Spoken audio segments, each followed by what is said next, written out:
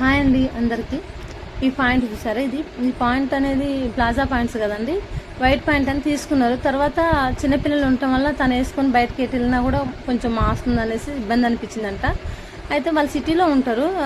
తర్వాత కస్టమర్ వాళ్ళు నా దగ్గర తీసుకొచ్చి దీన్ని ఎట్లన్నా నాకు కొంచెం వేరేలాగా దేనికన్నా యూజ్ అయ్యేటట్టు కుట్టమంటే బ్లౌజ్ అవుతుంది మంచిగా, మీ సైజుకి వస్తుంది అని చెప్పాను నేను.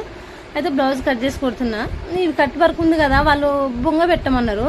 పప్పు హ్యాండ్స్ పెట్టమంటే బొంగ పెట్టిన అనుకోండి, అది కట్ వర్క్ అనేది ఎలాస్టిక్ ఏమంటే నక్కులలో పోతుంది.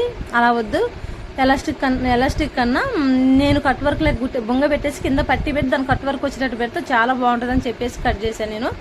ఓకే అన్నారు కస్టమర్ వాళ్ళు మాత్రం. నేనైతే కుడుతున్నా. లైనింగ్ చూడండి, నేను లైనింగ్ ఒరిజినల్ ఒకేసారి కట్ చేస్తా, ప్లస్ ఒకేసారి కుడతా. నేను గమ్ము అలాంటిది కూడా యూజ్ చేయను, చాలా వరకు అలా యూజ్ చేయను. మీరు కూడా ట్రై చేయొచ్చు. ఇప్పుడు గమ్ము పెడుతున్నారు కానీ గమ్ము ఏం లేకోకుండా కూడా ఇలా కుట్టుకోవచ్చు, ఏదో బాగా జారే క్లాత్లకి. ఇంకా నేను కుర్చీ పెట్టి చూడండి, నేను వేస్తున్నా. ఆ కింద కట్టు ఉంది కదా, పాయింట్కి అనేది కింద కట్టు వచ్చింది కదా, ఆ కట్ అనేసి నేను తీసేసి పఫ్ హ్యాండ్స్కి మనం ఇప్పుడు పట్టీ లెక్కేస్తాం కదా, బాహుబలి హ్యాండ్స్ కనుక పట్టి 2 ఇంచెస్ పట్టీకి నేను కట్టు వరకు కింద వచ్చేటట్టు పెట్టాను నేను. వితౌట్ లైనింగ్ అయితే, బుట్టకైతే వితౌట్ లైనింగ్ వేసాను, ఎందుకంటే మరీ పెద్దగా లేస్తుంది కదా, అందువల్ల అంత లుక్ అనిపించదు.